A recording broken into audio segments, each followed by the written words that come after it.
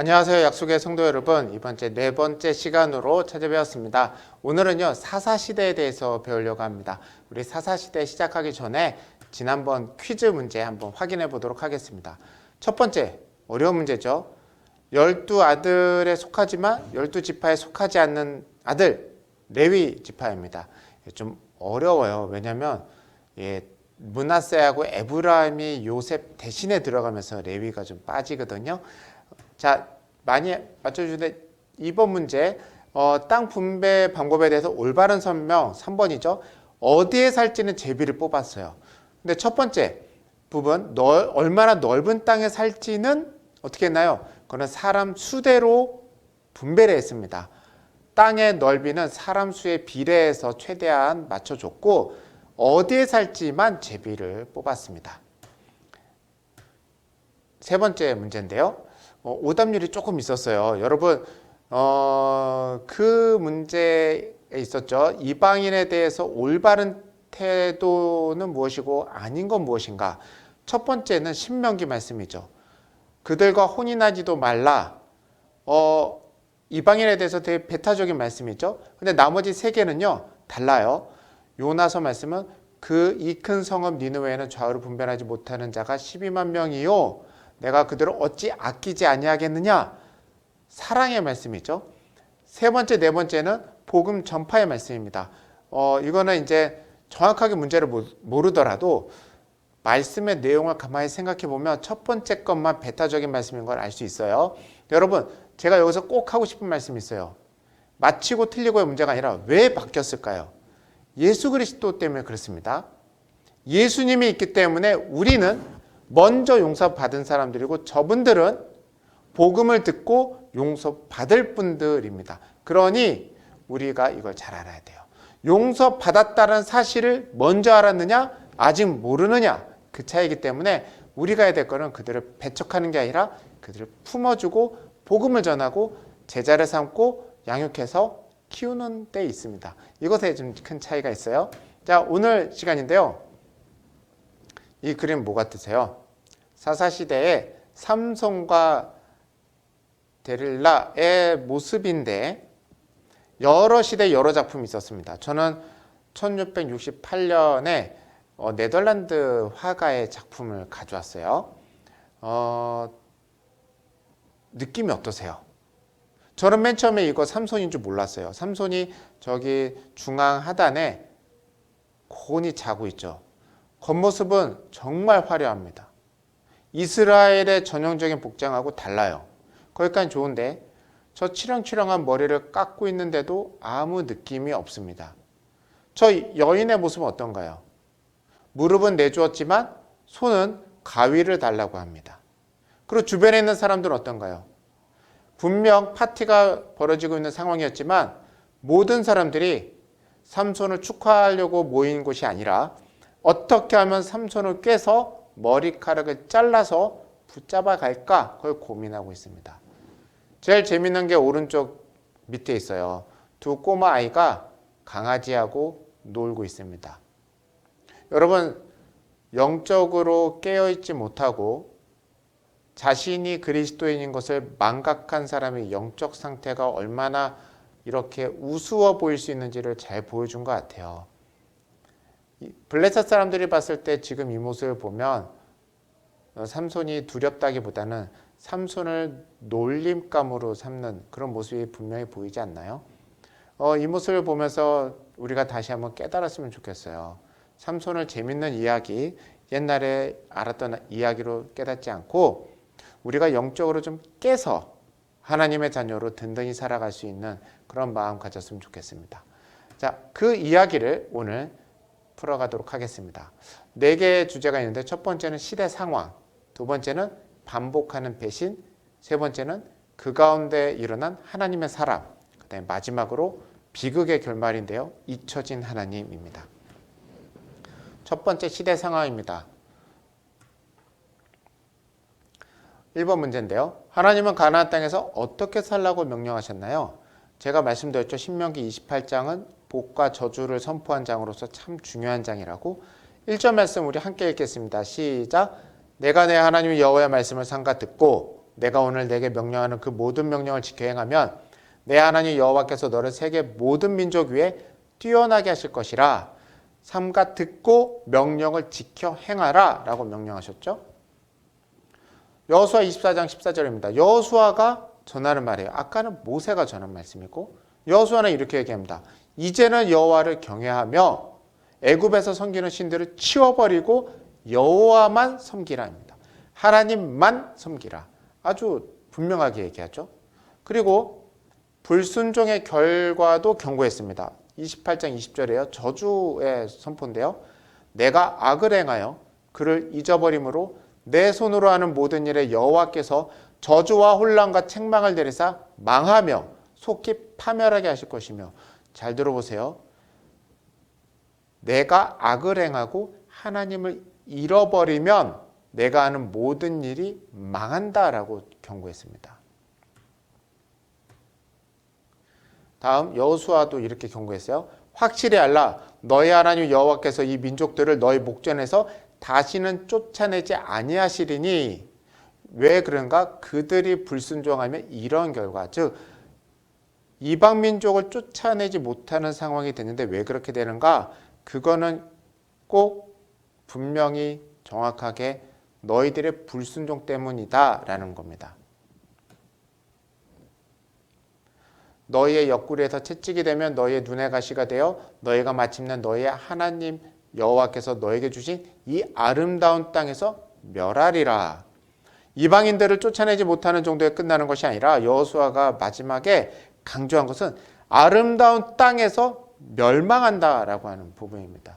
여러분 이 말씀을 듣고 너무 이상하다라고 생각하시면은 우리 신앙 다시 시작해야 됩니다.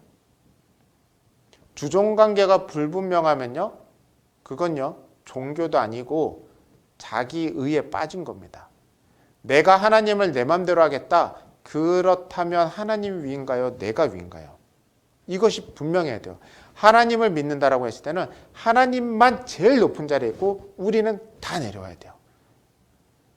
다른 사람들을 깔고 위에 올라가는 것이 아니라 다른 사람과 함께 하나님을 섬기는 그런 자리에 와야 됩니다. 이스라엘 백성들의 태도는 어땠는가? 땅을 받았으니 하나님을 버리는 겁니다. 여러분 생각해 보세요. 우리 드라마에도 그런 거 있잖아요. 자녀에게 유산을 다 물려줬는데 자녀가 부모님을 버려요. 화나시죠? 당연하죠. 똑같은 일을 이야기하고 있는 겁니다. 자, 다음 문제입니다. 3. 이 시대의 이스라엘 백성은 어떤 죄를 범했습니까? 사사기 1장이에요. 사사기 1장. 첫 번째부터 뭔가 어그러지고 있어요. 21절 말씀 우리 함께 읽겠습니다. 시작. 베냐민 자손은 예루살렘에 거주하는 여부스 족속을 쫓아내지 못하였으므로 여부스 족속이 베냐민 자손과 함께 오늘까지 예루살렘에 거주하니라. 첫 번째, 쫓아내지 못했습니다. 그래서 예루살렘에 같이 살고 있어요. 두 번째, 사사기 2장이에요. 두 번째 장. 이스라엘 자손이 여호와의 목전에서 악을 행하여 바알들을 섬기며. 이방인을 못 쫓아냈으면 어떻게 됐을까요? 이방인들은 뭐 하나님 믿었을까요? 절대 그렇지 않습니다. 그들의 신을 섬겼죠. 결국 어떻게 됐는가? 그들의 신 바알을 섬기고 여호와를 외면하기 시작하는 겁니다.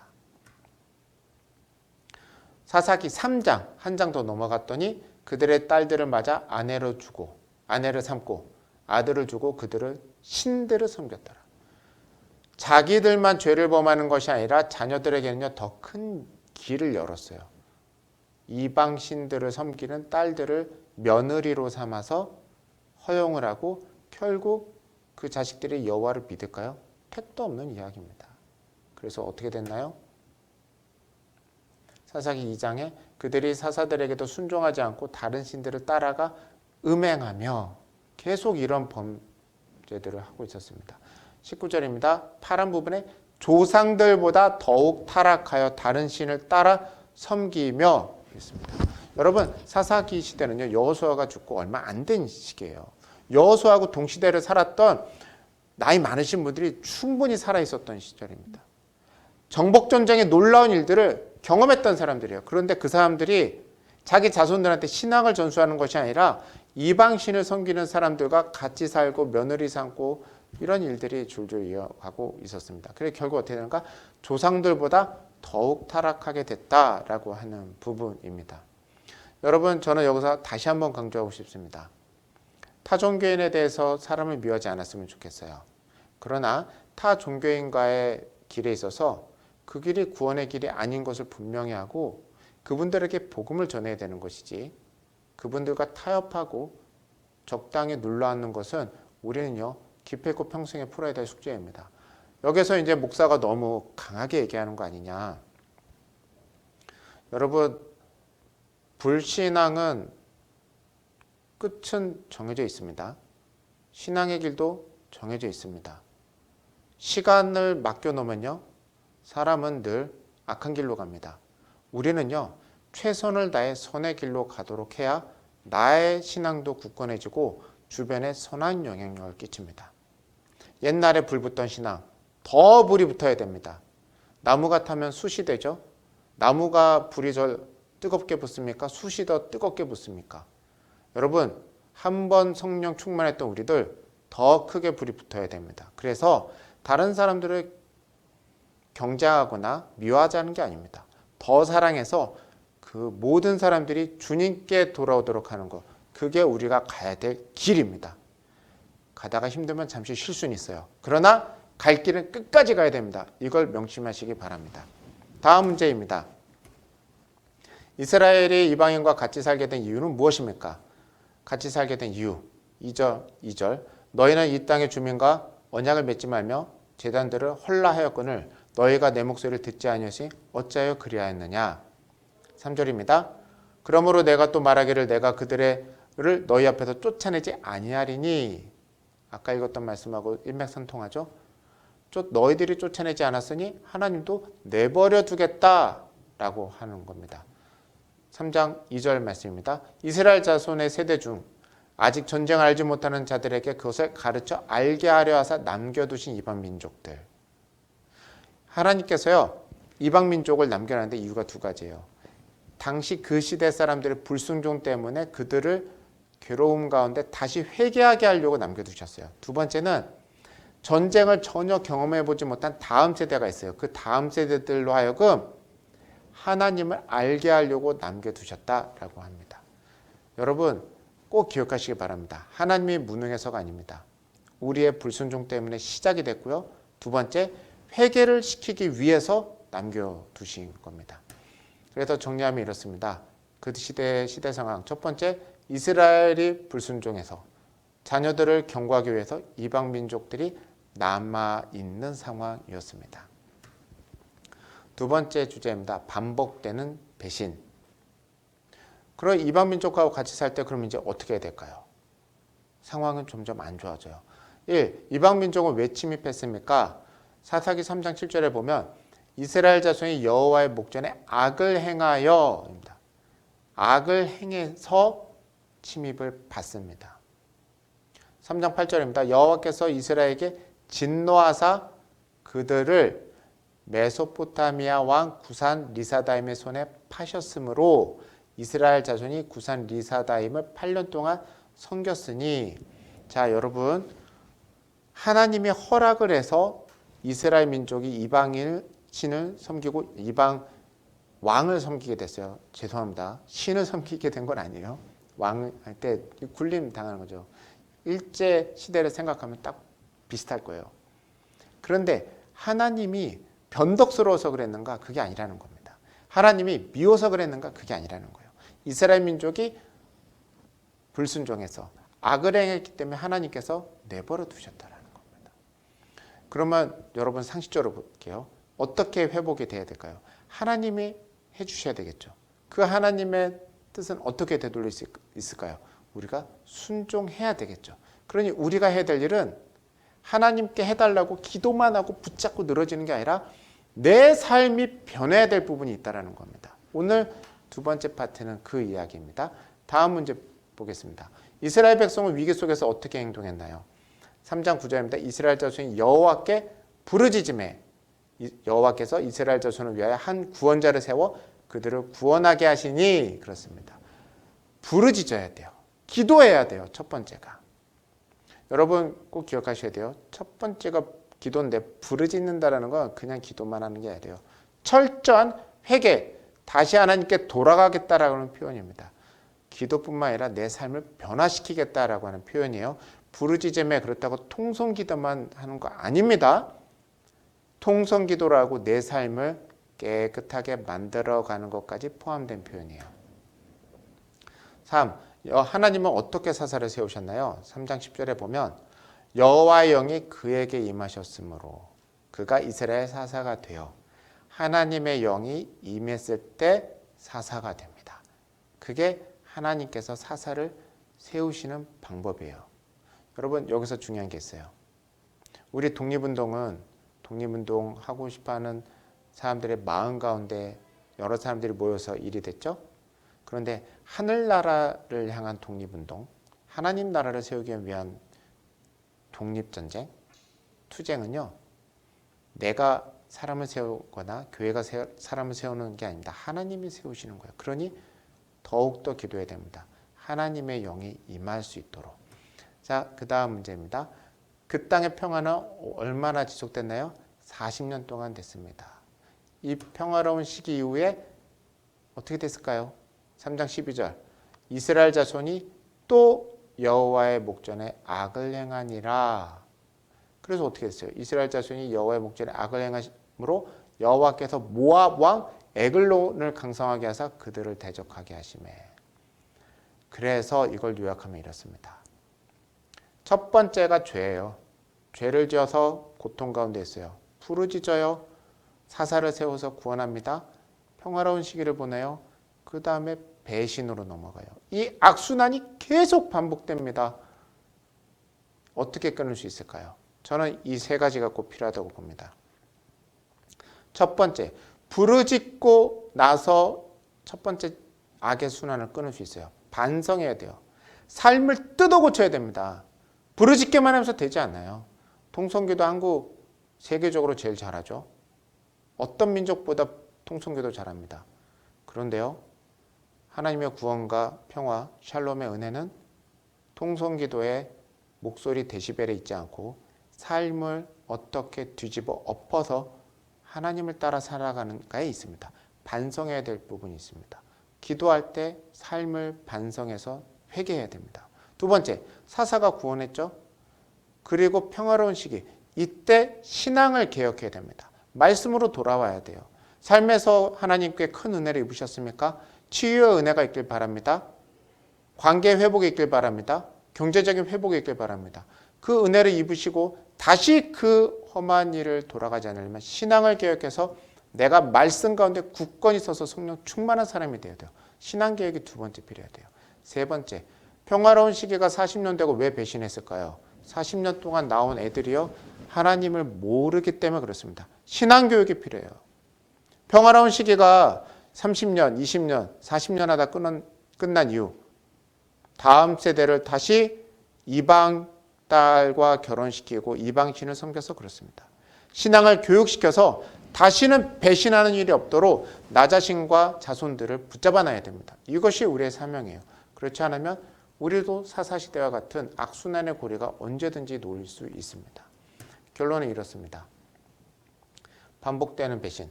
이스라엘 백성은 계속 배신해요. 하나님은 계속 징계를 하십니다. 그 가운데 놀라운 하나님의 사람들이 세워집니다. 사사들은 어떤 사람인가요? 사사기 3장 9절 말씀입니다. 이스라엘 자손이 여호와께 부르짖으매 여호와께서 이스라엘 자손을 위하여 한 구원자를 세워 그들을 구원하게 하시니 그는 갈렙의 아우. 갈렙의 아우. 여러분 갈렙이 누구죠? 아시죠? 네. 아시죠? 갈렙? 맞아요. 여호수아하고 같이 12정탐권 중에 하나였는데 하나님께서 이 땅을 주시니 저 사람들 충분히 이길 수 있고 저 땅 우리가 간다. 거기까지만 한 게 아니라 가장 험한 산지를 자기 땅으로 달라고 해서 거기서 이방 민족을 쫓아내고 평화로운 나라를 만들었던 사람입니다. 그 갈렙의 아우예요. 즉 위대한 신앙인의 동생의 아들이 사사로 세워집니다. 그래서 이제 사사 여러 명을 소개할 텐데요. 그 중에 한 명은 위대한 신앙의 가문, 보고 자란 게 있죠.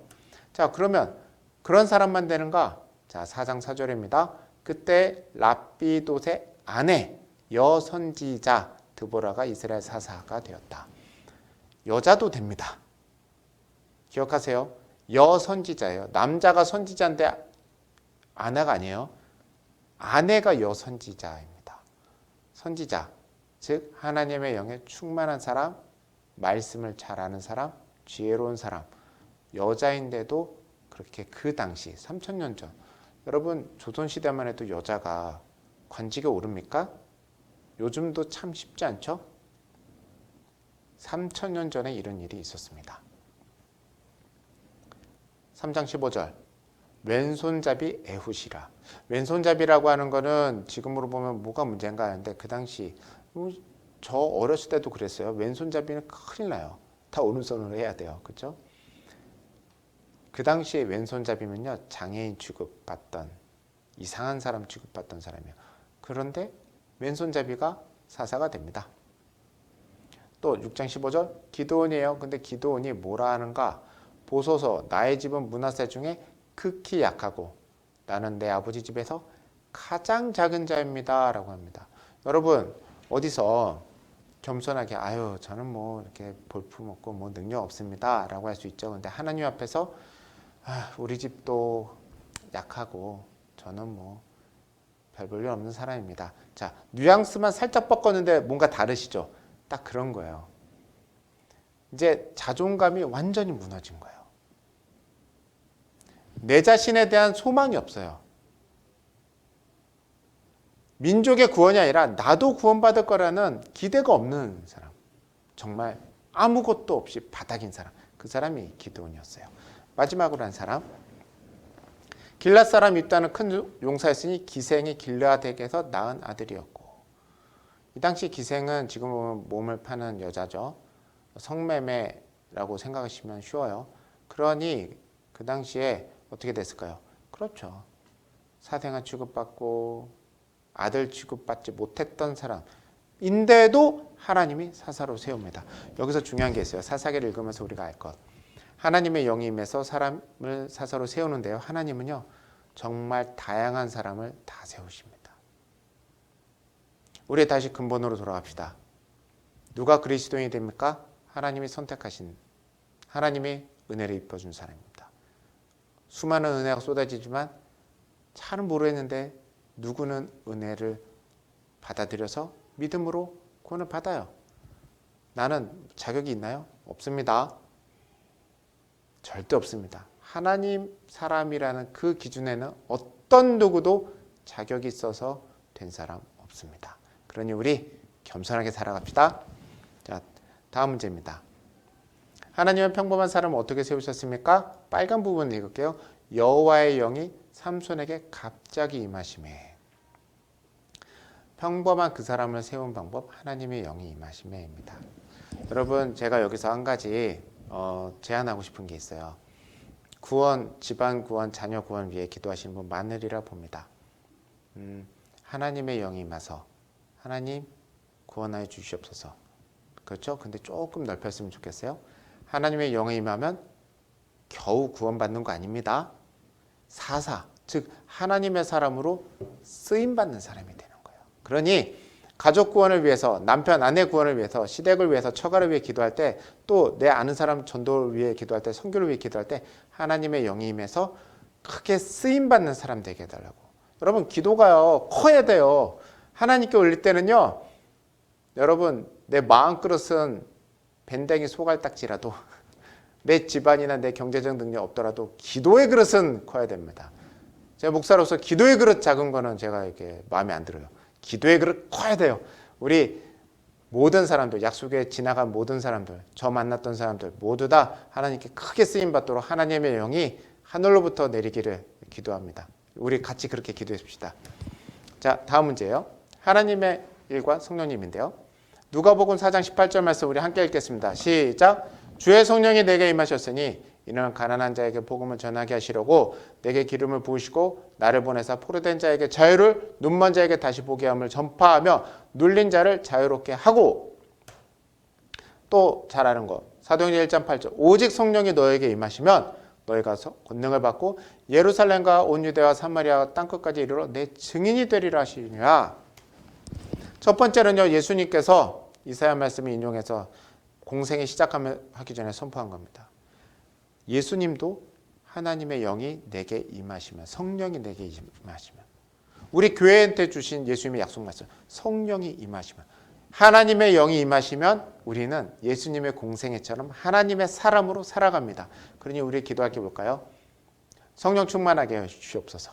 성령 충만한 사람은 병이 낫고 뭐 이 정도가 아니에요. 하나님의 도구로 흐트러진 세상 가운데 사사로 쓰임받는 우리 약속의 모든 분들 다 사사처럼 이 시대의 밝은 빛을 드러내는 시대의 구원자로 쓰임받는 하나님의 자녀가 되시기를 축복합니다. 정리하겠습니다. 하나님의 사람, 대단하지 않은 사람들에게 성령님께서 임하셔서 하나님의 구원을 이루다입니다. 그러니 우리들 사용하실까요? 당연히 사용하실 겁니다. 그러니 하나님의 영이 임하시도록 우리 같이 기도하고 기대하며 살아갑시다. 자, 마지막 안타깝게 비극이에요. 잊혀가는 하나님. 반복되는 죄에 대해서 하나님은 어떻게 말씀하십니까? 10장 13절에 이렇게 얘기합니다. 너희가 나를 버리고 다른 신들을 섬기니 그러므로 내가 다시는 너희를 구원하지 아니하리라. 안타깝게도 이런 상황이 되었습니다. 또 14절입니다. 가서 너희가 택한 신들에게 부르짖어 그들이 너희를 구원하게 하라. 이렇게 말씀하십니다. 여러분, 마지막 말씀이 참 이렇게 마음에 좀 닿아요. 10장 16절인데요. 자기 가운데서 이방신들을 제하여 버리고 여호와를 섬기며 여호와께서 이스라엘의 공고로 말미암아 마음에 근심하니라. 이 부분에 있어서 조금 에러가 있긴 했었지만 근심하였더라라고 하는 부분을 우리가 좀 마음에 좀 새겼으면 좋겠어요. 여러분, 하나님이 걱정하실까요, 안 하실까요? 우리가 이 땅에서 악한 일을 하면 하나님이 근심하십니다. 그리고 한계치를 넘으면 엄청 혼내십니다. 그러니 꼭 기억하시기 바랍니다. 우리만이라도 근심하지 않는 하나님의 자녀 되길 바랍니다. 자, 다음 문제. 이스라엘 사람은 죄에 대해서 얼마나 무감각했습니까? 사사기 17장 5절입니다. 그 사람 미가에게 신당이 있으므로 그가 에봇과 드라빔을 만들고 하나들을 세워 그의 제사장을 삼았더라. 그냥 보면 아무 문제 없어요. 율법을 알고 보면 문제가 세 군데가 있어요. 첫 번째, 신당을 세우지 말라고 했어요. 근데 세웠어요. 에봇과 드라빔은 제사장 옷인데 자기가 마음대로 만들었어요. 세 번째, 그래서 아들 중에 하나를 자기 마음대로 세웠어요. 이 사람 레위인일까요? 아니요. 그런 상황 아닙니다. 종교의 근간이 무너져요. 19장 1절입니다. 이스라엘의 왕이 없을 그때 에브라임 산지 구석에 거류하는 어떤 레위 사람이 베들레헴에서 첩을 맞이하였더니 가족관계가 무너지고 제사장까지 무너져 버렸어요. 종교 체계가 무너진 건 모르는데 레위인까지 무너지고 가정까지 다 무너져 버립니다. 마지막 25절. 그때 이스라엘의 왕이 없으므로 사람이 각기 자기 소견에 옳은 대로 행하였더라. 너무 문제가 많아서 결론이 이렇게 나와요. 지들 맘대로 살았더라. 하나님의 땅에서 지들 맘대로. 여러분이 집이 있는데 그 집에서 누군가 양자 양녀를 삼아서 잘 지내라 했는데 친아들 친딸도 아니고 친아들 예수를 죽이고 양자 양녀 삼아온 애들이 자기 맘대로 살아가고 엉망진창으로 산다면 어떻게 하시겠습니까? 하나님은 용서하시는 분, 사랑의 하나님 맞습니다. 그러나 하나님은 용서해야만 되는 의무에 계신 분 아닙니다. 하나님의 용서는 하나님의 자유로운 선택이었어요. 하나님은 사랑의 하나님이지만 사랑만 해야 되는 의무를 지고 계신 분 아닙니다. 그러니 우리가 꼭 기억하십시다. 우리는 하나님의 땅에서 하나님이 주신 생명으로 사는 사람들입니다. 정리하면 이렇습니다. 잊혀가는 하나님, 익숙한 죄, 잃어버린 하나님, 여러분 반대가 돼야 되지 않을까요? 익숙한 하나님, 잃어버린 죄. 우리 그렇게 살아가기를 바랍니다. 그래서 마지막 정리하면 이렇습니다. 하나님만이 우리의 왕이십니다. 그러면 나는 어떤가? 이렇게 한번 이 질문을 우리에게 던져보고 싶습니다. 나는 누구에게 물어보며 살고 있을까요?